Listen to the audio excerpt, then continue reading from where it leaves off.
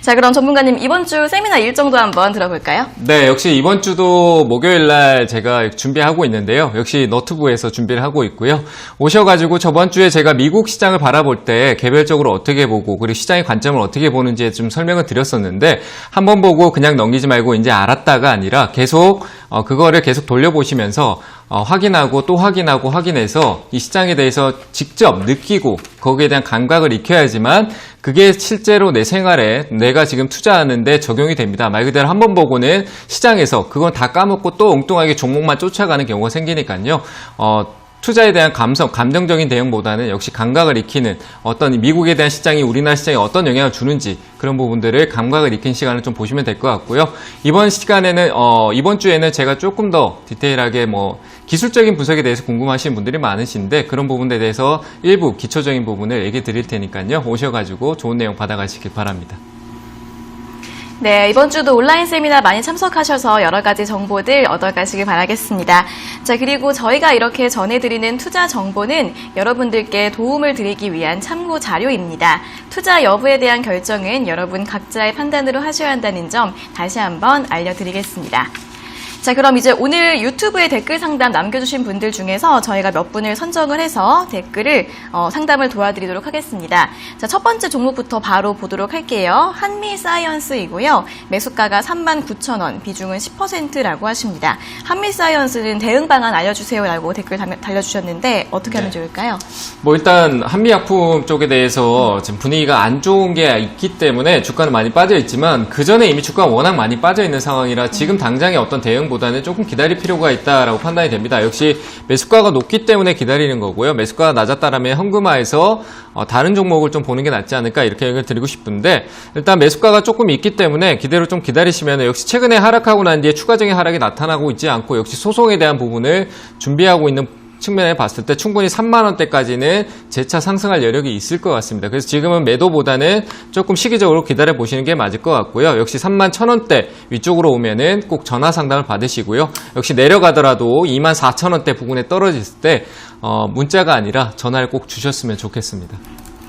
네, 다음 종목은 호텔신라입니다. 호텔신라는 87,000원에 매수를 하셨고 비중이 15%라고 하시는데요. 떨어질 때마다 추매할까요? 라고 질문을 주셨습니다. 네, 떨어질 때마다 하시면 안 되고요. 조금 기다리셔야 되는 게 맞고 역시 중국 관련 이슈이기 때문에 조금 더 기다리시는 게 맞을 것 같습니다. 역시 내수 경기나 이런 쪽에 대한 부분은 아마 앞으로 조금 내수주 쪽으로는 조금 기대감이 품에서 좀 올라갈 수 있을 겁니다. 왜냐하면은 이 실물 경제를 살리기 위해서 내수 경제를 살려야 되기 때문에 내수 쪽에 초점을 정책적으로 가져갈 수밖에 없는 시기가 곧 올 거기 때문에 그 시기는 얼마 남지 않았습니다. 6월 달부터 지금 이때부터 다시 그런 정책적인 얘기가 나올 겁니다.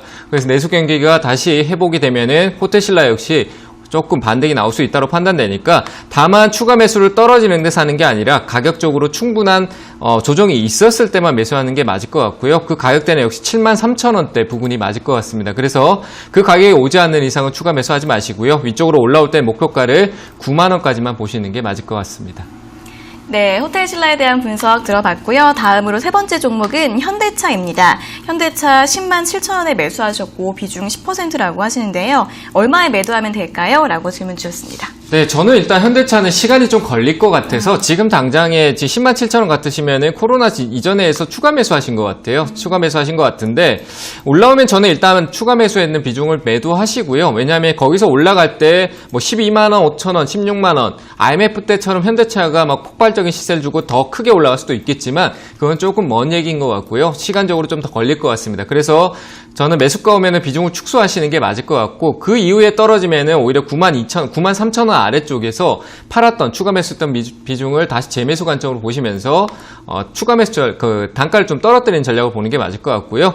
만약에 남은 비중은 원래 매수했던 비중은 위쪽으로 올라올 때 12만 5천원 위쪽에서 수익 실현하는 전략으로 보셨으면 좋겠습니다. 네, 다음 종목은 코리아 서키트입니다. 코리아 서키트는 11,400원에 매수를 하셨고 비중은 10%라고 하십니다. 전략을 알려주세요 라고 달아주셨어요. 코리아 서키트 네. 11,400원이요? 네네, 11,400원이요. 일단 매수가까지 좀 기다리시면 될 것 같고요. 매수가 부근 정도였는데 11,100원 정도 올라오면은 그때부터 매도 전략을 보시고, 왜? 그 위로 더 크게 올라갈 수도 있겠지만 그 올라가는 거는 역시 조정이 한 번 더 왔다가 갈 수 있으니까요. 그 조정폭은 그 매수가 아래쪽엔 한 9,500원, 지금 현재가 부근은 아니겠지만 한 만원대 아래 9,500원대 다시 또 매수할 수 있을 것 같으니까요. 올라오면은 제 생각에 매수가 부근은 충분히 올 수 있을 것 같습니다. 그래서 매수가 일단 매도하고 재매수 전략으로 만원 아래에서 천천히 분할 매수 관점으로 다시 보자, 이렇게 의견을 드리도록 하겠습니다. 네, 다음 종목은 다날입니다. 다날은 4,386원에 매수를 하셨고 비중 10%라고 하시는데요. 되게 고점 부근에서 매수를 하셨네요. 어떻게 하면 좋을까요? 네, 근데 이거는 길게 가져가면은 더 올라갈 것 같은데요. 네. 근데 일단 단기적으로 높은 가격이기 때문에 네. 시간적으로 올라갈 시기라는 게 좀 있다라고 판단되기 때문에 저는 일단 여기서 내려가면은 못 버티실 거예요. 3,500원대까지 내려갈 수 있는데 이 자리까지 내려가면 속상하고 답답해지는 부분이 있을 것 같으니까 일단 단기적으로 짧게 보려고 했다가 들고 있는 거는 그대로 기준을 지켜서 대응하시는 게 맞아요. 의도치 않게 끌고 가는 전략보다는 매도했다가 끌고 갈 것 같으시면 천천히 분할 매수로 가는 게 좋다, 이렇게 의견을 드리고요. 올라오면 반등시 매도하시되 역시 4,300원 위쪽에 한 4,300원 정도까지 저항이 있네요. 그 4,300원 부분에서 비중을 축소하고 아래서 다시 재매수해서 복수하시는 전략으로 보시는 게 좋을 것 같습니다. 네, 다음은 마지막 종목입니다. 이녹스 첨단 소재이고요. 매수가 49,250원, 그리고 비중은 30%라고 하시는데요. 얼마까지 올라올 수 있을지 궁금하다고 하십니다. 네, 매수가 부근 정도까지 갈 것 같습니다. 48,000원짜리 부근 때 조금 저항이 있는 게 47,000원짜리인데요. 47,000원짜리까지 올라올 것 같고요.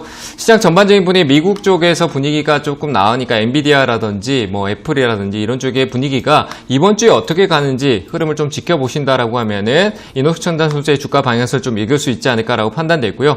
일단 48,000원짜리까지 충분히 올라올 수 있으니까 매도하지 마시고요. 그때 올라오면은 대응 전략으로 역시 비중 축소하시고 그 시장 분위기에 따라서 역시 우상향하면서 6만 원대까지도 갈 수 있으니까요. 이거는 굉장히 긴 시간의 얘기입니다. 그래서 그 중간에 또다시 주가가 크게 내려왔다 갈 수 있다는 거 참고하시고 일단은 매수가에서 대응해주고 최종 목표가 장기로 봤었을 때 6만 1,000원까지 보시면은 충분히 가능할 것 같습니다.